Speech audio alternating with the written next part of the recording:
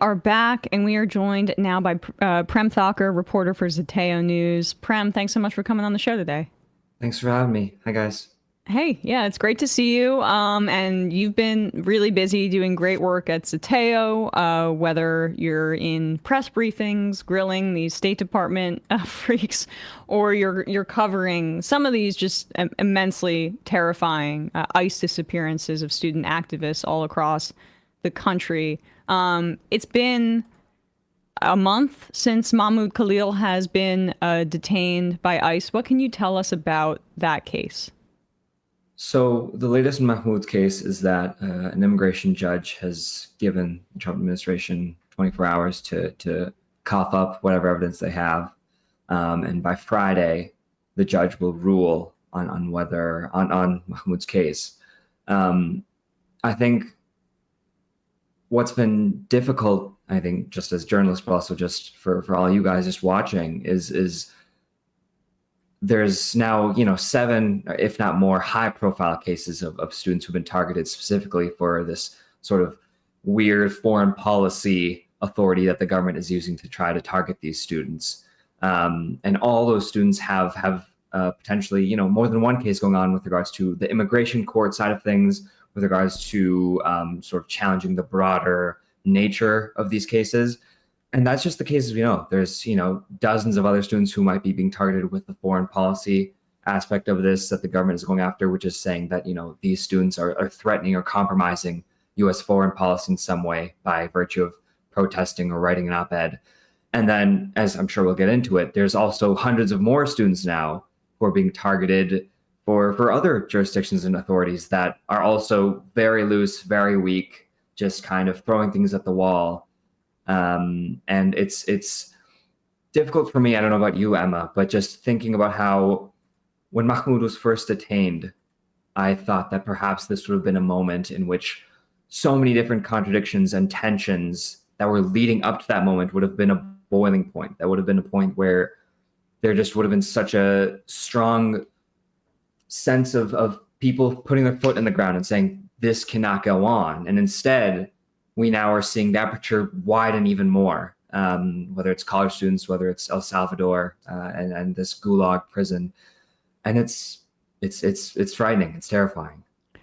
Yeah, it is. And the announcement that came yesterday, I guess, that the administration is going to use AI or something to look through people's social media to determine if they're anti-Semitic, aka anti-Israel, criticizing the genocide. Obviously, it's funny, I was talking to Russ this morning about that movie, The Apprentice, and Roy Cohn and his influence on Trump. But this is very much reminiscent of the Red Scare, the targeting of left-wing movements in this country under the guise of national security. But instead of communism, we're just saying anti-Semitism, aka anti-Zionism. And there are hundreds of kids that are now being affected by this, according to reporting. Or young people, I should say. Yeah.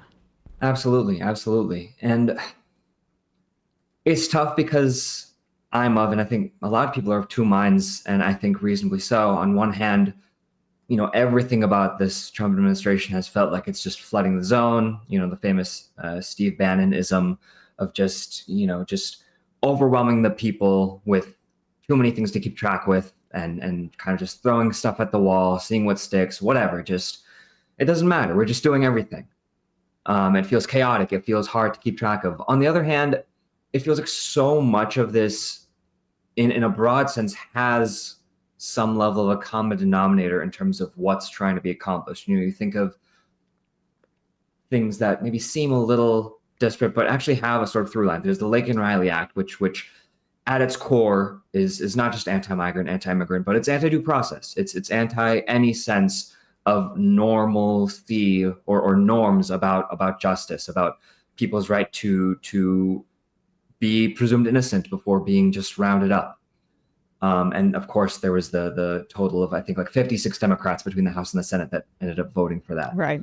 There's Trump's attacks on law firms. There's Trump's attacks on universities, both in different ways, meant to be institutions that, if you believe in norms in any sense, or sort of intellectual values or protection of law, those institutions are at least meant to be doing that. The law firms, obviously, especially these big law firms, in some respects are meant to be at least some form of maintaining standards of law in this country, especially as the Trump administration also goes after the American Bar Association, which also maintains legal standards. Universities, platonic ideals, at least when they're meant to be, the ideal version of them are supposed to be havens of speech, havens of discussion, havens of laboratories of democracy in a stronger way than states are supposed to be, where people can hash things out and learn from each other. There's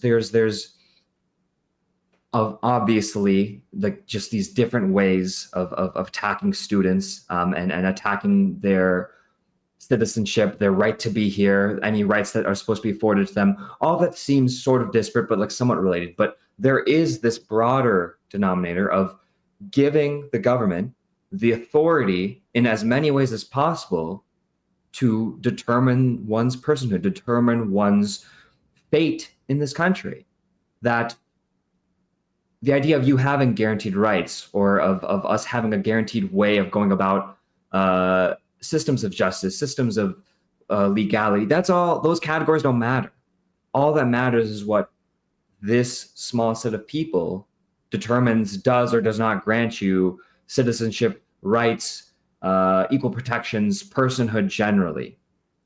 And I think if we, as people in the media, can ground all of this stuff into that denominator, I think that would make things a little easier for people to understand that these aren't just random things being thrown around, but do seem like some sort of concerted effort that's been thought about to, as much as they can, really just concentrate the authority to just decide who gets to matter. Yeah, can we pull up 10, guys? I think that our conversation just took us here. But I would love your reaction, Prem, to this clip, because you see how neatly the suppression of anti-genocide voices fits into the erosion of the rights of just people who are here as immigrants, right? And there was this, these stories keep getting lost, and this was one that just stuck with me, right? The Baltimore Banner wrote a great article about this case in particular. It's a woman named Elsie Barrios. Oh, maybe this is not 10. I'm sorry, guys. But I could have gotten the number wrong here. 11. This is a woman named Elsie Barrios. She was arrested on March 31st. There were some ICE agents who broke through her car window to get inside, and her daughter filmed this interaction. The Trump administration is claiming that this mother has MS-13 ties. There is no evidence of this. Her daughter obviously is strenuously objecting to this, but this is how this interaction went. There's some subtitles here, and I'll try to read over this for the podcast audience. La voy a leer primero. Yeah. Yo no he cometido un delito. I haven't committed a crime. No, what are you guys doing? Yo le voy a hablar a mi abogado. I'm going to talk with my lawyer. Deja que lo revienten. No, if it's You need a warrant, they say. And then he broke the car window and unlocked it. you guys cannot take her just because you guys No want te preocupes, Karen, no te preocupes. Don't worry, darling. Don't worry. Tranquila, mamá. Calm down. Háblale a Ulises. You act like you wouldn't have kids. No te preocupes, mamá. Don't worry, my love. So she's talking to her daughter here. Gracias. Put it in park. I think we get the gist. So you saw that she kept her car window rolled up. She said, I want to talk to she said, do you have a warrant? They didn't answer her. She said, I want to talk to my lawyer. And then they reacted by breaking her car window and unlocking her. And now she's been scooped up. And that was 11 days ago. Yeah. I think what the Trump administration gives us, if nothing else, is the most exaggerated, accelerated display of the worst impulses that this society can create. And I think people at home need to ask themselves, is this the kind of place that you want to be not only living in, but part of? Because we all, even in the most minuscule ways, comprise this society. When you see, whether it's, ICE officers breaking down a window to take a mom away from her children because she's apparently in a gang, or whether you see plainclothes, masked people approaching college students for writing an op-ed saying that their school should follow student votes to maybe consider recognizing that a country that this country is giving billions of dollars to is committing a genocide. If you want to be a part of that, you need to ask yourself if that's something that you want to be a part of, whether that's something that seems even in the realm of decent or okay to you. And it's not about moralizing, it's just about what you think you want to be a part of. And I think what's frustrating for me is that, understandably so, we often base our concerns with this as first they came for X group, they might come after you next. Sure, it's possible. And as we've seen, these legal categories mean nothing to this administration, this movement, that if they deem you to be inconvenient to them, they'll go after you. Oh, yeah. She was seeking asylum here, and she had a work permit. She was going through the official channels. I think that's probably how they found her. Definitely.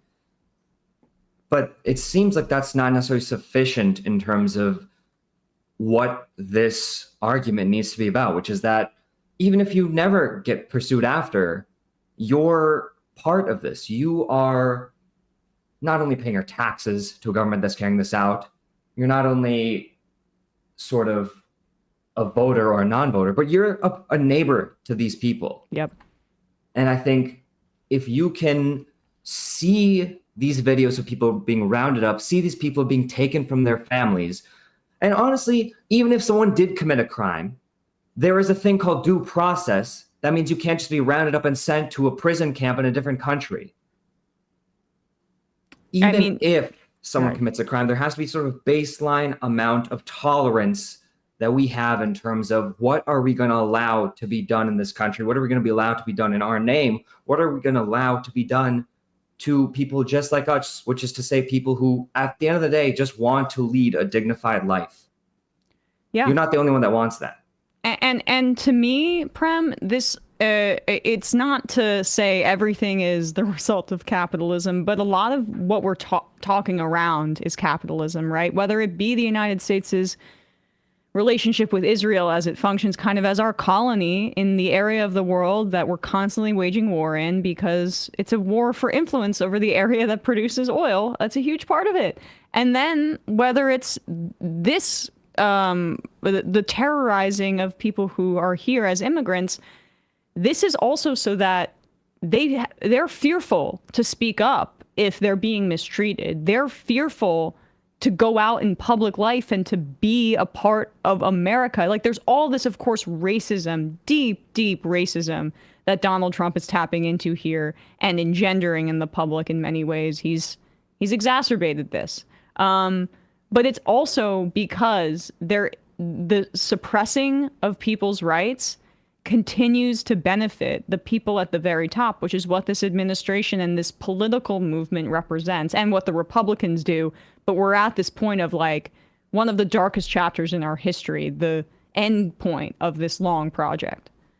1,000%. And I think those dynamics are actually so evident to tons of people, even people for whom might have even voted for Trump. Like just the basic idea that there is a structural inequity in terms of who's calling the shots in this country, who's not, that there's this broad sense that, there's a large amount of people who are powerless in this country or feel powerless, and there's people who get to dictate those decisions. But it seems like there's a refusal by the supposed opposition movement in this country to lay that baseline argument out, but then also to fill in the gaps such that people don't nevertheless feel sort of enticed by people who say that it's still immigrants' fault or that it's still trans people's fault, that they feel that they're being screwed over, because that's not who's at fault of that.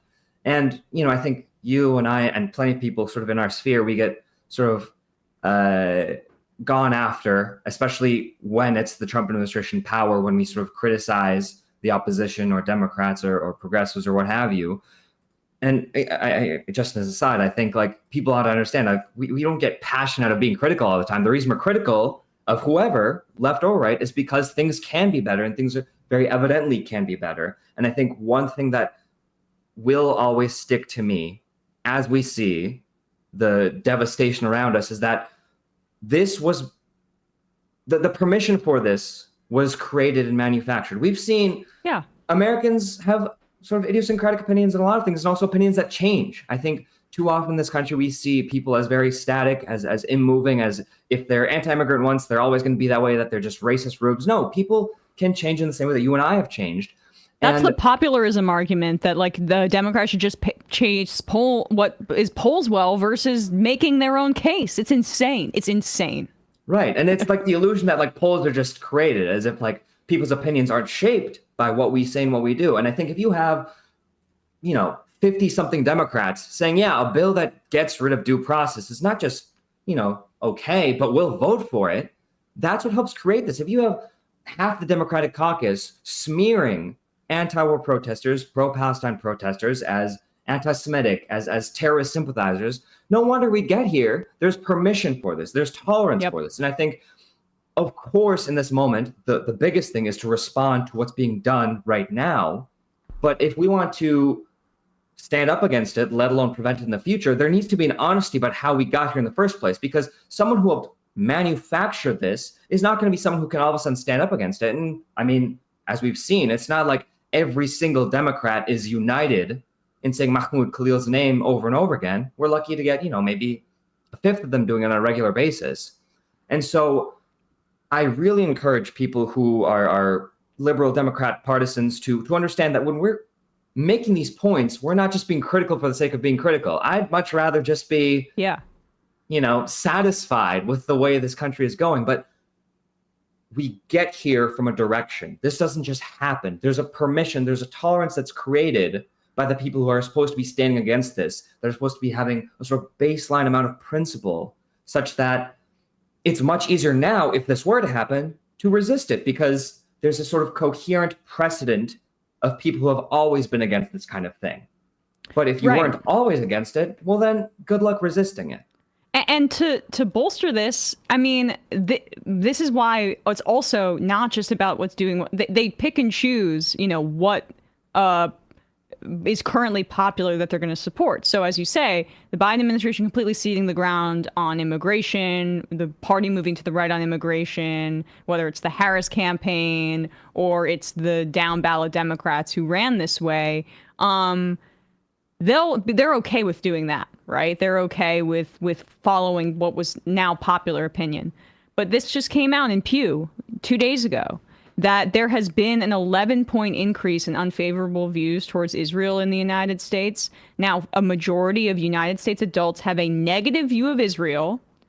And for Democrats, for this base, lean Dem, it's moved from 53% in 2020. Oh, I guess they started that a little bit later for that cohort. But it's now up to 69% of people who lean Democrat or Democrats that have a negative view of Israel. 71% of Democrats age 18 to 49. They don't choose to really change their policies based on this popular opinion. I just want to underline the age 18 to 49 Republicans moving from 35 to 50. So 50-50 on Israel. Unbelievable. But even Republicans, you see a shift. That's a 10-point shift for Republicans, lean Republicans. And we had a caller the other day whose brother is getting into some really anti-Semitic stuff. That's hopeful. I could see that also being where Candace Owens route. Yeah, where the Republicans go, and that's extremely dangerous. But that's also what Zionism wants, frankly. So, like, to illustrate your point here, Prem, it's not just the popularism. They pick and choose what popular policies they want to cede to, and it's always going to the right. It's never doing this.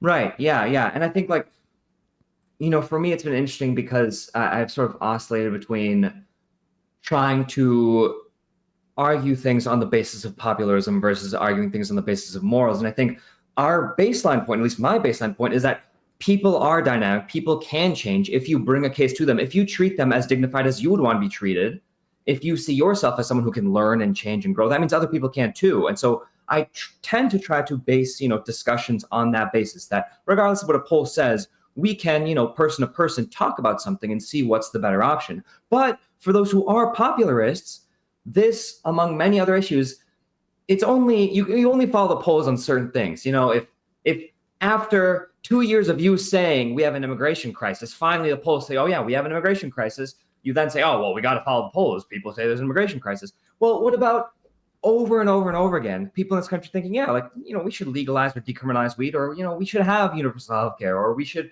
take care of our environment. Gun control. Control guns, take care of our environment a little more. Condition aid to Israel, not support a genocidal government. Whenever that's popular, are we following that? Are the Democratic consultants saying we should follow the people on that cause? Are all the highbrow, smart, smug thinkers and pundits saying, oh, well, a majority of the people think this, we should follow? No.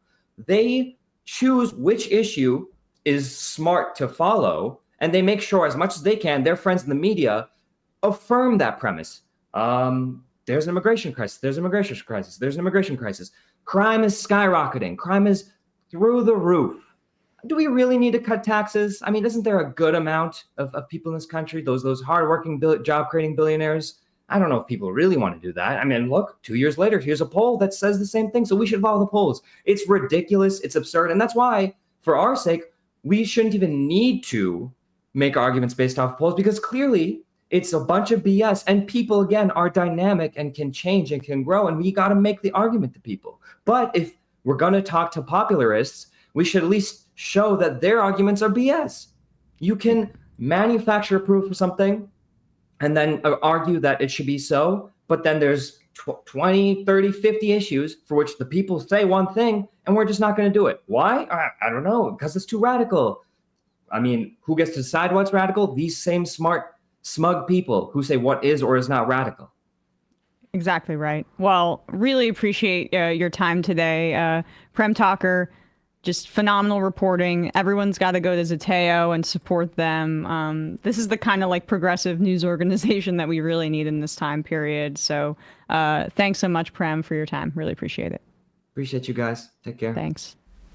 Hey, folks, don't forget to hit the subscribe button and check out our daily show. We do it every day at 12 p.m. Eastern for about 2.5 hours. We even take phone calls. You should check that out.